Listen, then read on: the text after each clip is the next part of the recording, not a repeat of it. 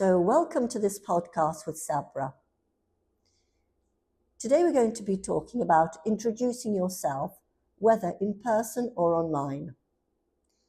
Introducing yourself isn't only important because first impressions matter, but it's actually your chance to decide what people should know about who you are. You probably want to make an impact, to create trust, and communicate a certain amount of authenticity. So don't underestimate the power that you have at this stage. So, to avoid selling yourself short with a generic, name, title, company, statement, because no one needs to know the whole history of your life, you just need to add some detail to enrich the information and inform for a further conversation. However, saying something personal and adding a touch of humour will get people to feel that you're worth listening to, and this is very important. Consider the following introduction and reflect on the impact. So here we have some examples. For example, I could simply say, I'm Sarah Smith, and I'm the head of FL Limited. Well, I'm not sure that's very impactful, is it? Or exciting to hear. How about instead if we said something like this? Hi, I'm Sarah Smith, and I'm the head of FL Limited, a large language agency that helps companies improve the language skills of their employees. Okay, still a bit boring, isn't it? Because, the people who are part of the meeting, who are joining the meeting, they kind of know who you are and know your credentials. So maybe it could be more effective if, for example, you said, I'm Sarah Smith, and I run FL Limited Languages. We're an agency, and we help companies empower their learners to speak English more confidently.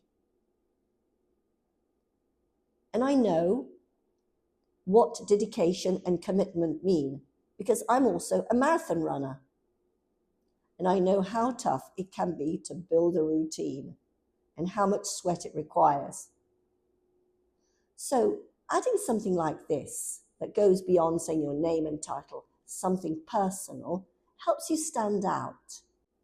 So go ahead, say something about yourself that will help break the ice and make you come across as approachable, confident.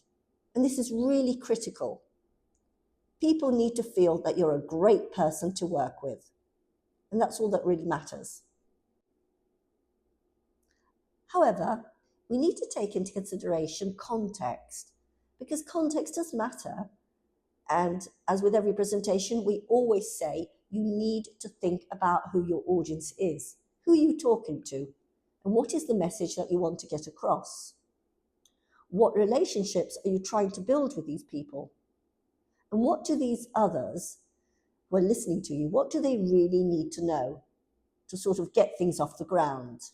Whether it's a client, or you're building a new team, or you're involved in recruitment. If you're feeling stuck, you need to think of another way to present your message. So, let's consider a few critical or important points. What you need to do is to make sure that when you decide the lines and what you want to say, you start rehearsing them aloud. Yes, it's so important. You need to hear yourself, record yourself, and decide if this is really what you want to say and convey to your audience. After all, you want to sound natural, confident, and comfortable with what you're saying and how you're saying it. So remember, even short phrases, if it's a foreign language, can be just as effective. Another thing that you need to do is to use pausing. Pausing is a very natural and effective way to convey your message, a little bit like I do when I'm speaking.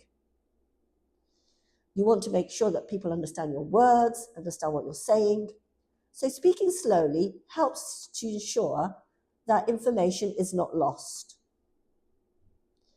there are also other things that you need to take into consideration. So, for example, proximity is something quite important, you know.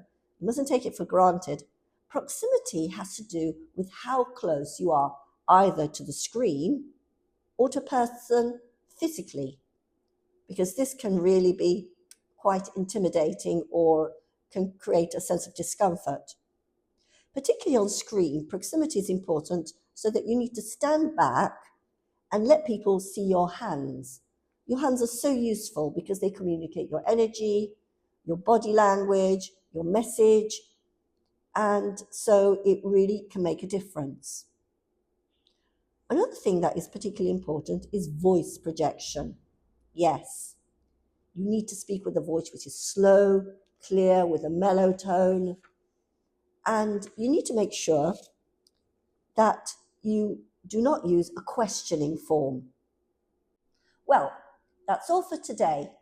It's been great chatting with you, and see you next time.